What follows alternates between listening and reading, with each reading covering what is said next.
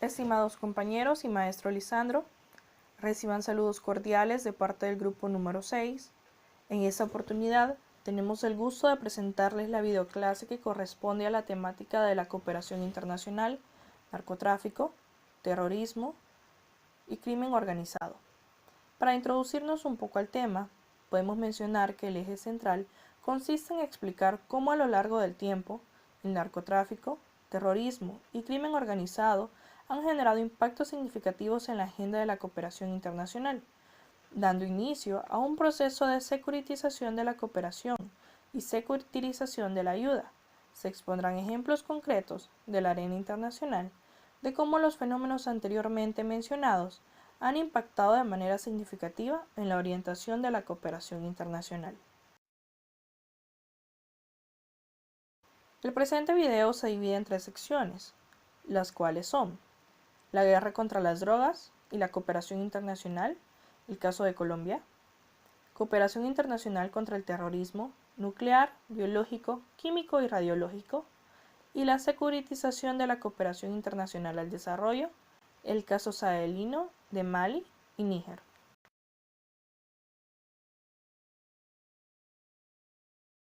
Sección 1. La guerra contra las drogas y la cooperación internacional. El caso de Colombia. La denominada guerra contra las drogas comenzó en el año 1971 con la declaración del presidente de Estados Unidos, Richard Nixon. Es importante mencionar que este presidente fue el único que logró reconocer el problema fundamental de esta guerra contra las drogas, y es que el tráfico de drogas existe porque hay consumidores y un amplio mercado, por lo que en su administración se invirtieron muchos fondos para combatir el consumo de drogas en Estados Unidos. Pero años después, en la administración de Ronald Reagan, en los años 80, una nueva perspectiva de la guerra contra las drogas vendría, estableciendo que la producción de coca en la región andina significaba un peligro para la seguridad nacional de los Estados Unidos, por lo que comenzó un proceso de securitización en el combate al narcotráfico, y la guerra contra las drogas se convirtió en el tema central de su administración presidencial. Reagan convenció a gran parte de la población que el narcotráfico significaba un peligro para la sociedad estadounidense, y por lo tanto esta guerra contra las drogas era necesaria para garantizar la prosperidad de la nación. El inconveniente de los planteamientos de Reagan es que se concentró únicamente en la oferta y no en la demanda de drogas, dedicando esfuerzos únicamente en combatir la producción de drogas. Para esta década, de los años 80, el 100% del cultivo de coca se producía en Perú, Bolivia y Colombia, pero con el tiempo la producción de coca se trasladó en su totalidad a Colombia, y para el año 2000 Colombia se posicionó como el primer país productor y traficante de cocaína en el mundo. Esto es debido a que cuando un país quiere ejecutar acciones para erradicar la producción de drogas, esta producción se traslada rápidamente a otro país, debido a la agilidad de los narcotraficantes para adaptarse a las condiciones que se presenten y de esta manera evitar la intervención de los cuerpos de seguridad. En la administración de William Clinton se siguió la misma tendencia, considerando el narcotráfico como un peligro para la seguridad nacional. Sin embargo, la lucha contra las drogas en este periodo tuvo un leve estancamiento, ya que el presidente de Colombia en ese entonces, Ernesto Samper, no era un aliado de los Estados Unidos ni de sus intereses, por lo que Clinton sancionó al gobierno colombiano por no acatar los lineamientos dictados por la política exterior de los Estados Unidos y por ser un país insubordinado. Samper era visto como un presidente poco interesado con el combate al narcotráfico, por eso no era apto para recibir cooperación estadounidense. Aquí podemos evidenciar cómo los intereses y la securitización de un Estado determinan si un país recibe o no cooperación. La situación cambiaría con la llegada al poder por parte de Andrés Pastrana, quien sí era un aliado potencial de los Estados Unidos. A finales de los años 90, Colombia estaba pasando por uno de sus peores momentos sociales, económicos y de inseguridad. Y es que a pesar de la desarticulación de los cárteles de Medellín y Cali, el problema evolucionó. Con la eliminación de los cárteles más grandes, se crearon una serie de cárteles más pequeños o denominados cartelitos, los cuales eran más difíciles de combatir. Con finalidades de lograr la paz en Colombia, el presidente Pastrana intentó negociar con las FARC y se acordó que se les otorgaría una zona de despeje, la cual fue un desastre terrible, ya que las guerrillas utilizaron esta zona de despeje para sus actividades, y entre esas actividades, el narcotráfico. Es en este punto donde se logra evidenciar los nexos de las guerrillas con el tráfico de drogas, ya que es una de las fuentes que dan financiamiento a las guerrillas.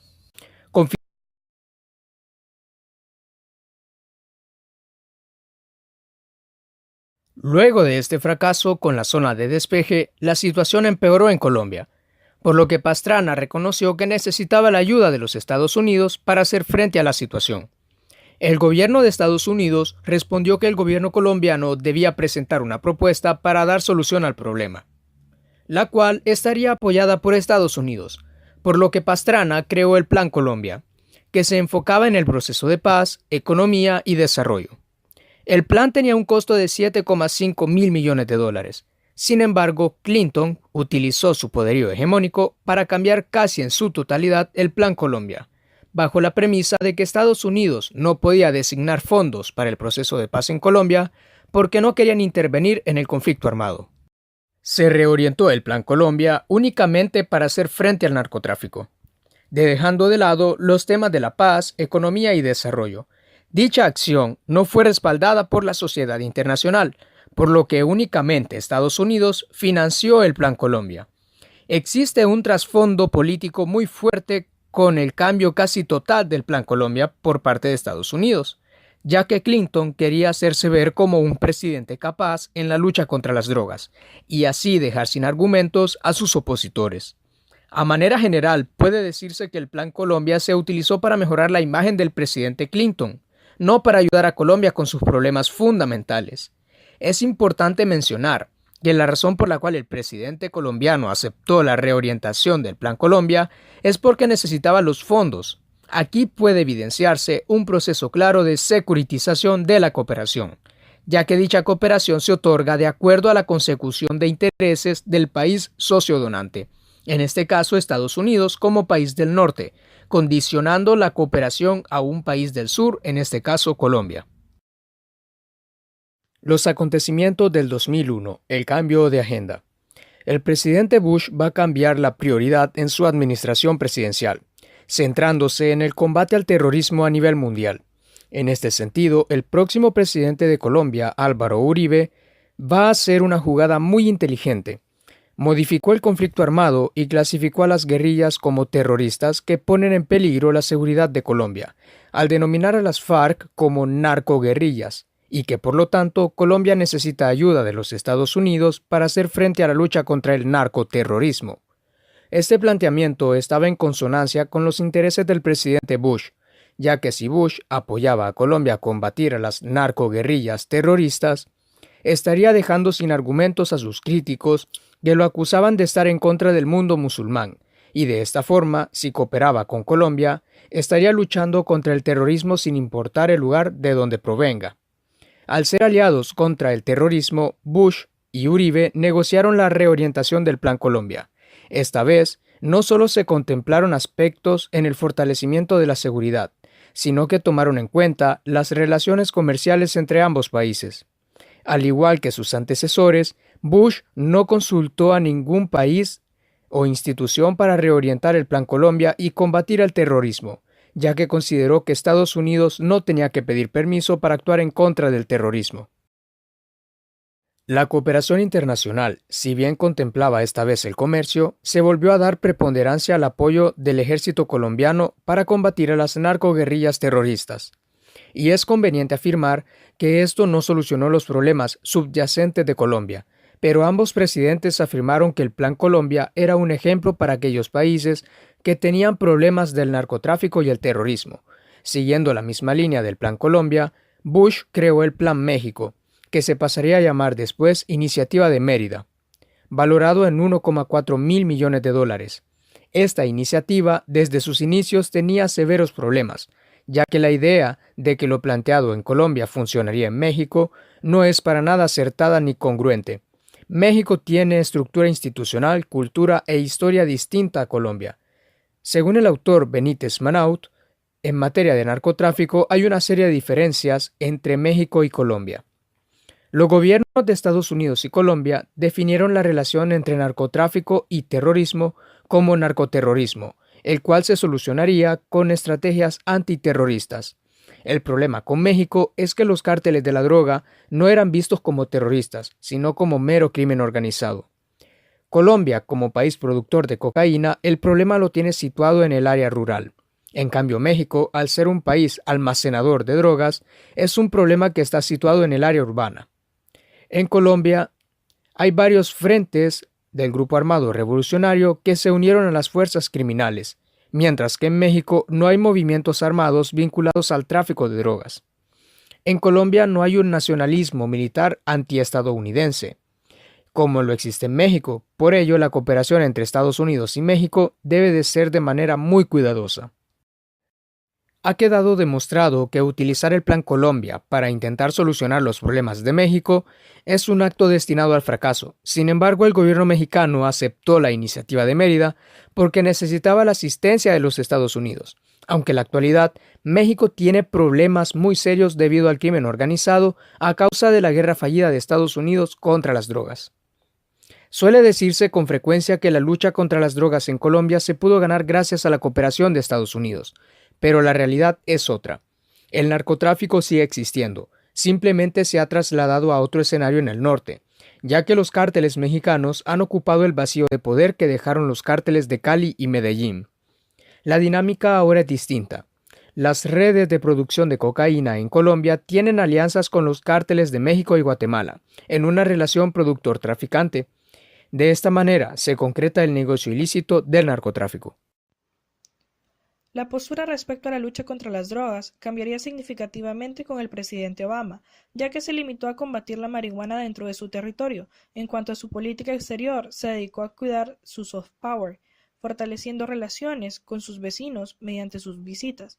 Obama comprendió que no se puede cambiar la agenda de cooperación con base a la imposición hegemónica de los intereses, argumentando que no se puede intimidar a otros países haciendo el uso del poder.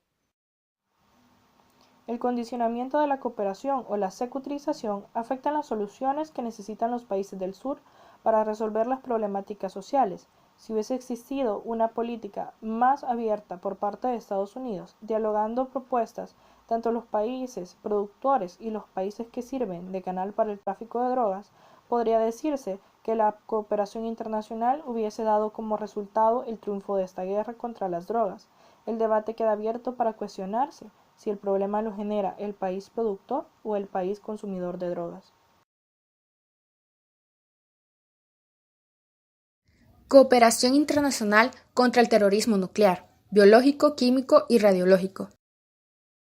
En la actualidad, la agenda de seguridad internacional es la prevención del terrorismo nuclear, biológico, químico y radiológico, por lo que muchos países y organizaciones occidentales unen fuerzas para evitar que las organizaciones terroristas tengan acceso a las armas de destrucción masiva. Los grupos terroristas llevan mucho tiempo intentando conseguir armas nucleares. Muestra de ello son las declaraciones de Osama Bin Laden en 1998, afirmando que el deber de los islamitas es conseguir armas de destrucción masiva para destruir el status quo global. Este es un tema que causa diversas reacciones a los jefes de Estado a nivel mundial. Muestra de ello es la respuesta del presidente Obama cuando se le preguntó cuál era la principal amenaza que enfrentaba los Estados Unidos, a lo que respondió: la amenaza más importante para la seguridad nacional es que las armas nucleares caigan en manos de los terroristas. En ese sentido, hay 4 pilares en los que se basa la cooperación internacional contra el terrorismo: prevenir, perseguir, proteger y preparar respuesta.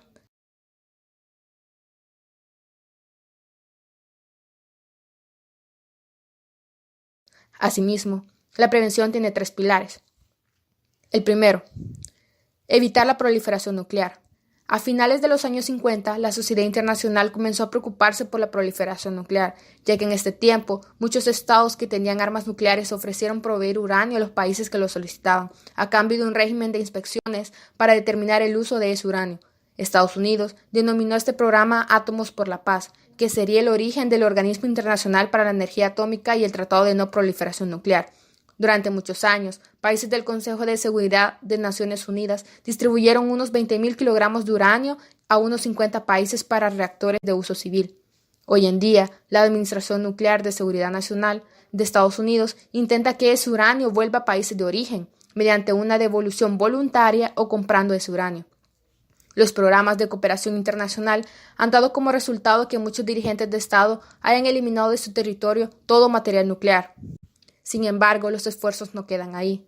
Evitar la proliferación consiste también en evitar el contrabando nuclear que se debe a la falta de control y de vigilancia de estos materiales nucleares, y también en evitar que científicos sean reclutados por grupos islamistas extremistas con la finalidad que no usen sus conocimientos para crear armas de destrucción masiva.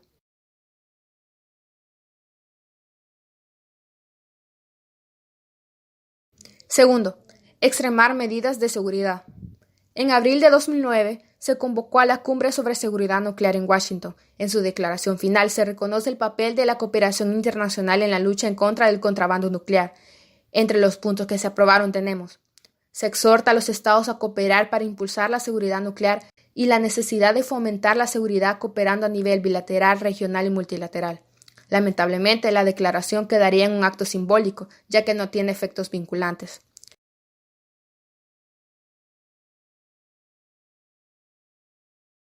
Tercero, conseguir una disuasión creíble. Se basa prácticamente en intentar convencer a los terroristas de no llevar a cabo atentados terroristas, siendo el objetivo difícil de cumplir. Diferente es cuando se intenta disuadir a los estados, ya que se sabe que si un estado comienza a propagar armas nucleares a los grupos terroristas, tendrá una fuerte represalia por parte de otros estados. Incluso se sabe que los mismos terroristas pueden hacerse del poder en un territorio usando esas armas nucleares. Organizaciones para la cooperación contra el terrorismo. La cooperación internacional en la lucha contra el terrorismo es fundamental. Para concretarla, requiere de la colaboración entre todos los actores de la escena internacional con el objetivo de que todos cooperen de manera efectiva.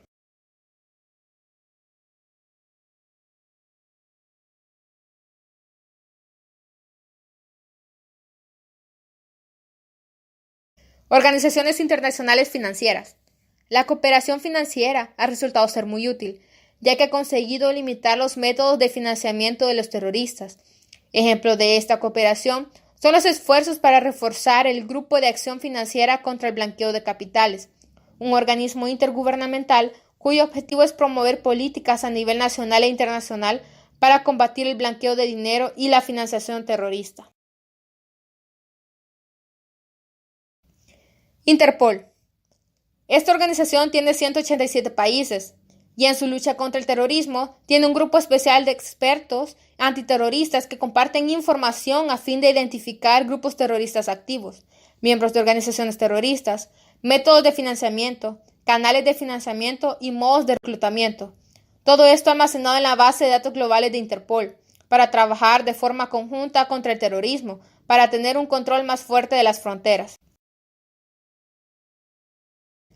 La Organización para la Seguridad y la Cooperación en Europa.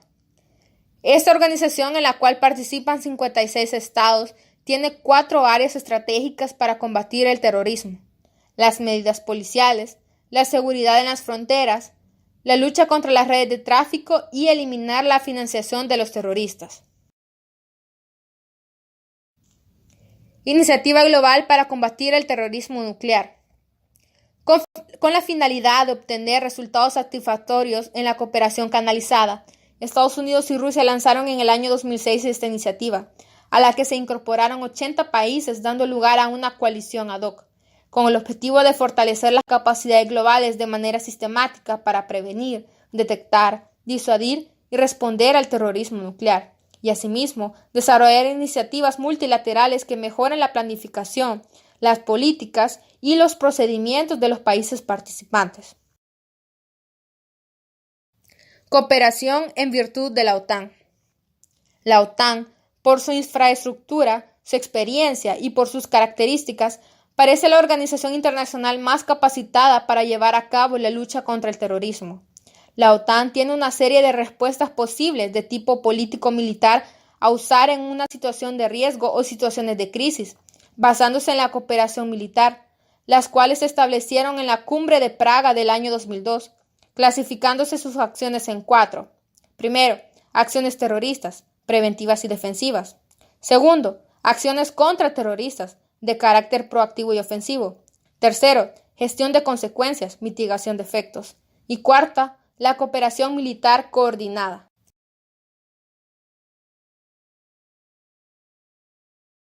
La preocupación por los estados fallidos o estados frágiles. Una preocupación en la agenda internacional de la seguridad global son aquellos estados considerados débiles, ya que son fuertemente criticados por no poder dar la seguridad pertinente a sus armas o componentes nucleares. Para evidenciar cómo la cooperación internacional hace su función en estos estados, mencionamos los siguientes ejemplos. Pakistán, punto de encuentro entre armamento nuclear y terrorismo. Pakistán es un caso muy interesante. Es el sexto país más poblado del mundo con la población musulmana más numerosa y es el único país musulmán en tener una bomba atómica. Posee uno de los ejércitos mejor preparados para enfrentar fuerzas armadas extranjeras, en especial fuerzas de la India. En este sentido, Estados Unidos e India firmaron un acuerdo sobre cooperación nuclear civil, otorgando tecnología nuclear a la India, a lo cual Pakistán protestó por considerarlo una preparación para un enfrentamiento.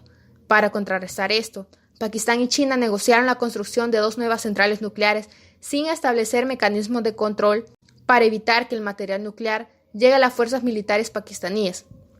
Aunque el gobierno afirma que el material es altamente vigilado, el riesgo de que el material nuclear llegue a los grupos terroristas talibanes o de Al-Qaeda es muy alto. Libia, la renuncia voluntaria. En el año 2003, Libia renunció a su programa de desarrollo de armas de destrucción masiva y de misiles balísticos de largo alcance, permitiendo que inspectores de Estados Unidos, Reino Unido y Naciones Unidas verificaran que se cumplía el compromiso de desarme. Esto se debió a que Gaddafi tenía el temor que Estados Unidos hiciera un ataque donde tenía almacenado el componente de armas, por lo que de forma voluntaria permitió que se realizara el desarme en su país. Los técnicos que supervisaron el proceso de desarme abandonaron Trípoli en el año 2004.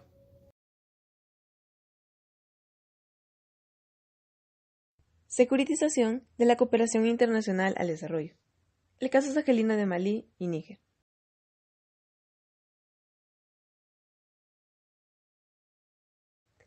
El Sahel es una de las zonas más pobres y desiguales del mundo, conformado por 12 países. Los acontecimientos que suceden en un país afectan a los demás. Esos países tienen constantes emergencias debido al cambio climático, ya sea por inundaciones o sequías, que perduran por largos periodos. Pero en concreto, se hablará de 2 casos en particular, Malí y Níger, ya que son los 2 países que están pasando por una emergencia de seguridad alimentaria, que se agrava por altas tasas de fertilidad y crecimiento poblacional. Si bien esta zona del Sahel no está en conflicto de alta intensidad, dentro de cada país existen constantes amenazas de baja intensidad, que, como los conflictos internos entre gobiernos centrales y grupos de etnia tuareg. Los tuareg son una población nómada, formada por casi medio millón de personas. Están repartidos en la zona del Sahara Occidental, entre Algeria, Marruecos, Libia, Mali y Níger, y han vivido siempre como los dominantes del desierto, entre golpes de Estado, revueltas internas, represión indiscriminada y rebeliones militares. El crimen organizado transnacional en el Sahel. Esta zona geográfica de África ha sido un punto de encuentro perfecto para organizaciones de crimen organizado, que se encargan de la trata de esclavos y la trata de mujeres que emigran a Europa. Este escenario se vuelve más complejo después de los atentados del 11 de septiembre en Estados Unidos, cuando se interviene en la zona del Sahel en el marco de la guerra contra el terrorismo. En 2004 se focaliza la atención en las llamadas industrias del secuestro, ya que son una fuente de ingresos para el crimen organizado que se encarga de secuestrar a turistas y trabajadores occidentales de empresas multinacionales.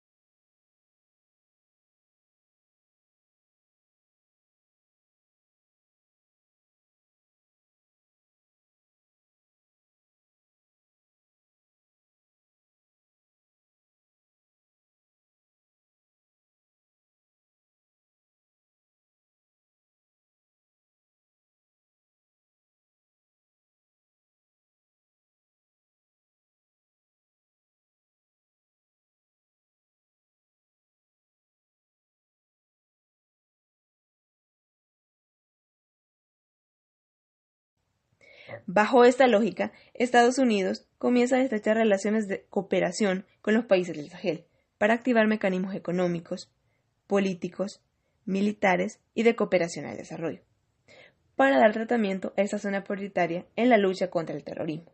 Cabe recalcar que estas fueron mayormente presunciones de Estados Unidos, ya que se tiene muy escasa información de las actividades terroristas en la zona del Sahel. Lo que sí es un hecho es que las presunciones de Estados Unidos afectaron directamente en la cooperación internacional para el desarrollo, y en concreto en la ayuda oficial al desarrollo. Es pertinente aclarar que los estados son clave en el diseño de políticas de cooperación para el desarrollo, ya que dichas políticas de cooperación al desarrollo suelen vincularse con los objetivos de política exterior del país donante, con una fuerte vinculación con la agenda de seguridad. En el año 2002 se institucionaliza el vínculo entre políticas de cooperación al desarrollo y políticas de seguridad, con el binomio globalización-seguridad frente al de globalización-desigualdades. Comenzó a hacerse presión en el Banco Mundial para que brindara asistencia a los estados fallidos, y luego el CAD de la OCDE sobre los países en situación del conflicto, haciendo uso de la cooperación multilateral con el papel ejercido por las organizaciones internacionales multilaterales. En el marco de los ODM, el Sahel se ha visto beneficiado con el incremento de flujos de ayuda oficial al desarrollo, específicamente en los temas de reducción de la pobreza, siempre vinculadas con el conflicto de paz, terrorismo y seguridad. En conclusión, estos flujos de AOD dependerán del grado de aceptación que los países socioreceptores acepten la vinculación de AOD con el tema de terrorismo y seguridad, generando un proceso de seguritización que tiene los siguientes efectos. 1. La reubicación geográfica y de los flujos de AOD. 2. El uso y condicionalidad de la AOD. Un dato interesante es que si bien el CAD de OCDE excluye la asistencia militar como AOD en el sentido de dotación de armamento, podría decirse, según el autor Seiler, que desde que se declaró la guerra contra el terrorismo, el CAD ha hecho algunas modificaciones a la definición de AOD. En estos casos, se definió que dichos fondos de AOD serían destinados al fortalecimiento del sistema de inteligencia para el país receptor y entrenamiento militar para operaciones del mantenimiento de la paz. Esto se respalda con las acciones del Departamento de Defensa de Estados Unidos, quienes actúan en la zona del Sahel bajo el emblema de ayuda no tradicional a la seguridad, que consiste en políticas de reconstrucción, estabilización, operaciones postconflicto y asistencia humanitaria. Dichas acciones han tenido un papel importante en la cooperación proveniente de los Estados Unidos, ya que entre el 2002 y el 2005 la proporción de AOD que manejaba el Departamento de Defensa incrementó considerablemente, del 5.6 al 21.7%, bajo las acciones de ayuda no tradicional a la seguridad. De esta manera, el Departamento de Defensa de Estados Unidos se convirtió en el primer donante de ayuda securitizada bilateral estadounidense. Acontecimientos asociados a la violencia terrorista por parte de los gobiernos de Níger y Mali que se diluyen cuando nos encontramos con categorías propias del crimen organizado, como lo son las ventas de armas y secuestro de turistas, o actividades políticas como las revueltas de Tuareg, que son fuente del conflicto, ya que merman el poder central de dichos países y dificultan la solución de los problemas estructurales dentro de esas sociedades, pero no constituyen actos ni amenazas terroristas, siendo escenarios altamente manipulados al momento de formular políticas de cooperación al desarrollo, observando una vez más cómo la agenda de la política exterior de los países sociodonantes se antepone a los intereses de solución real de los países socioreceptores.